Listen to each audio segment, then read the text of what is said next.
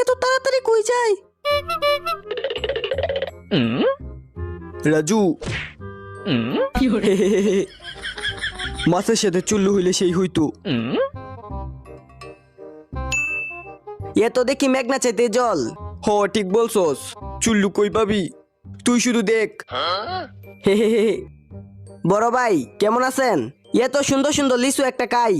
সাবধান, লিচুতে হাত দিবি না। আরে ভাই একটা লিচুই তো চাইছি, আপনি এমন কে?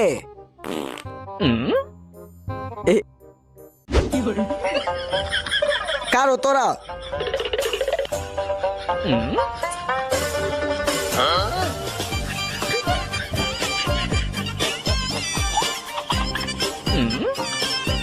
আজকে চুল্লু কামু।